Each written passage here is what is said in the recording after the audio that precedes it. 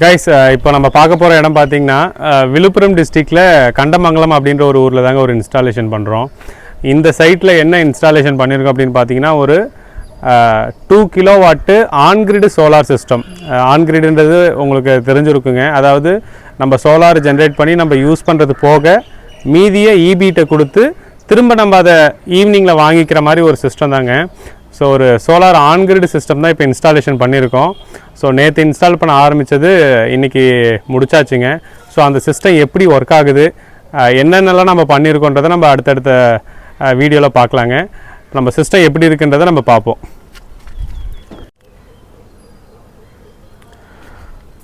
பார்த்திங்கன்னா இப்போது சைட்டு வந்து இது தாங்க. உங்களுக்கு வந்து பேனல் இன்ஸ்டால் பண்ணிட்டோம். பேனல் வந்து பார்த்திங்கன்னா இதோட இன்ஸ்டாலேஷன் டைப்பே வந்து டிஃப்ரெண்ட்டாக இருக்குங்க. அதாவது ஆல்ரெடி நம்ம ஷெட்டில் தான் இருக்கோம்.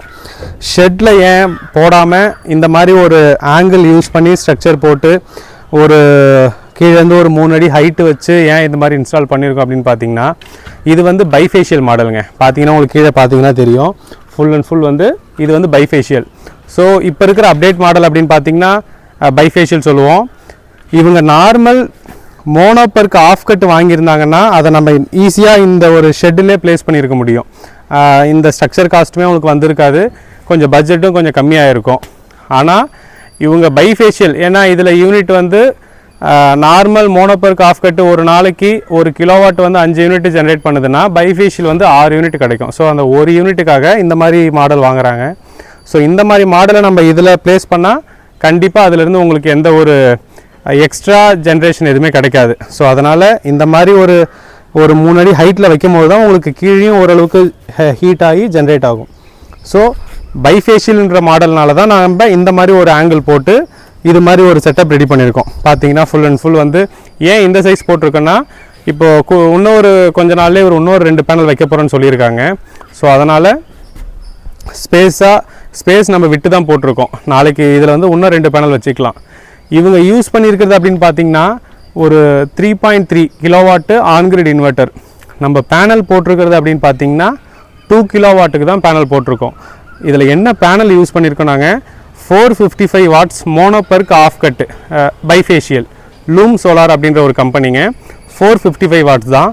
ஸோ இதில் இன்னும் 2 பேனலுமே அவங்க அடிஷ்னலாக ஜாயின் பண்ணிக்கலாம். ஸோ அது ஒன்ஸ் அவர் சேர்க்கும் போது நம்ம இதே ஸ்ட்ரக்சர் அன்றைக்கி எதுவும் புதுசாக பிளான் பண்ணாமல் இதை ஒன்ஸ் நம்ம நகர்த்திட்டு இங்கே ஒரு பேனல் நம்ம ப்ளேஸ் பண்ணிவிடுவோம். ஸோ அந்த ஒரு 3 கிலோவாட்டுக்கு ஏற்ற ஸ்ட்ரக்சர் தான் நம்ம ரெடி பண்ணி கொடுத்துருக்கோம்.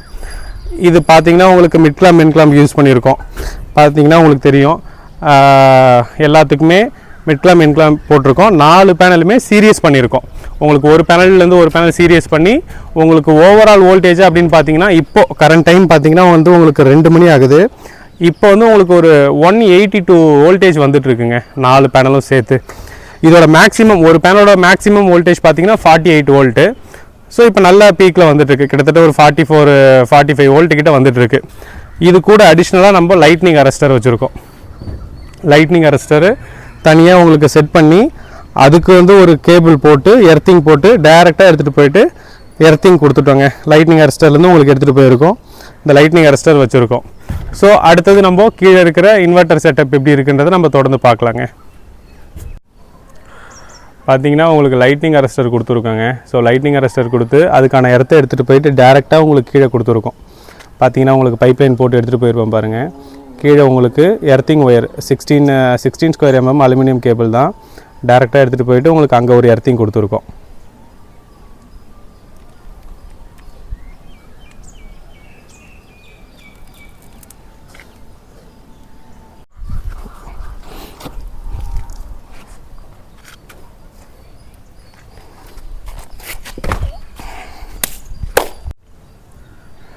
பார்த்திங்கன்னா உங்களுக்கு பேனல் இன்ஸ்டாலேஷன் அங்கே தாங்க பண்ணியிருக்கோம்.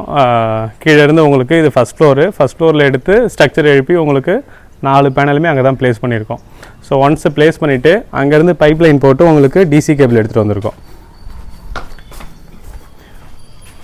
பார்த்திங்கன்னா டிசி கேபிள் வந்து உங்களுக்கு ப்ளஸ் மைனஸ் எடுத்துகிட்டு வந்திருக்கோம். பைப்லைன் போட்டு ஃபினிஷிங்காக கொண்டு வந்திருக்கோம் பாருங்கள்.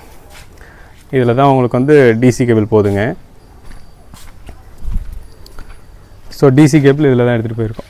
இதில் எடுத்துகிட்டு போயிட்டு இங்கேருந்து கீழே எடுத்துகிட்டு போயிட்டு நம்ம இன்வெர்ட்டருக்கு கொடுத்துருக்கோம். பார்த்திங்கன்னா உங்களுக்கு பைப்லைன் ப்ராப்பராக இருக்கும்.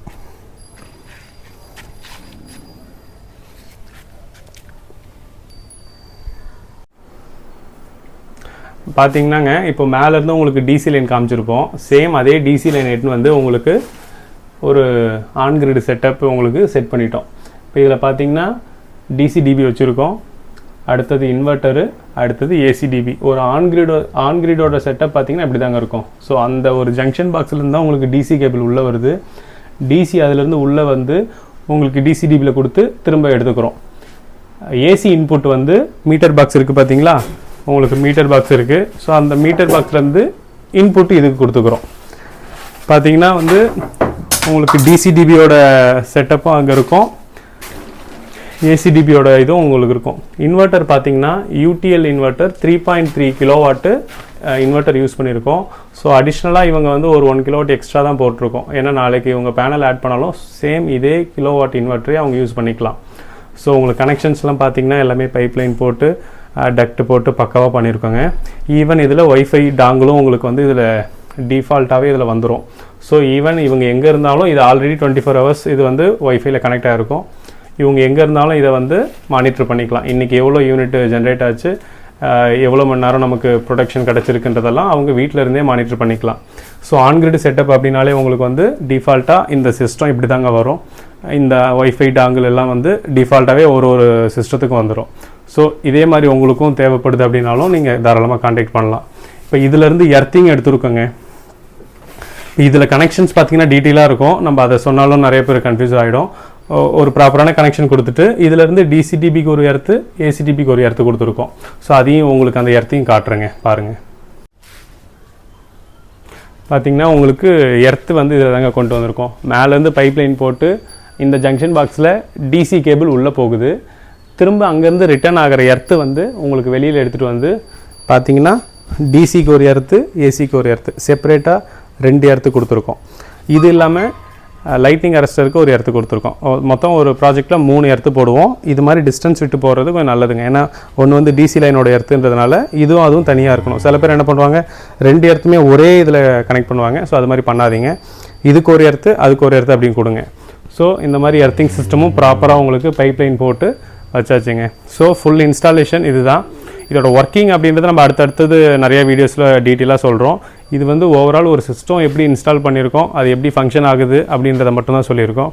இந்த மாதிரி உங்களுக்கு சப்சிடியில் வேணும்னாலும் சொல்லுங்கள், தாராளமாக பண்ணலாம். நம்மளோட கம்பெனியே வந்து ஒரு எம்என்ஆர்இ அப்ரூவல் வெண்டராக தான் இருக்கும்.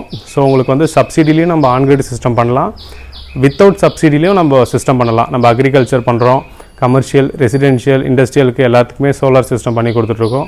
உங்களுக்கும் யாருக்காவது சோலார் வேணும் அப்படின்னா நீங்கள் காண்டாக்ட் பண்ணுங்கள். நம்மளோட ஸ்கீமுக்கு நம்ம எலிஜிபிளான அந்த வெப்சைட்டோட லிங்க்கும் நான் இப்போ வந்து உங்களுக்கு இதில் அட்டாச்மெண்ட் பண்ணுறேன். ஸோ அதில் நம்மளோட கம்பெனி நேம் இருக்கும்.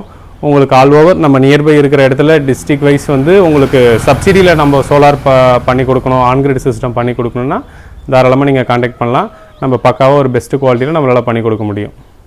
தேங்க்யூ.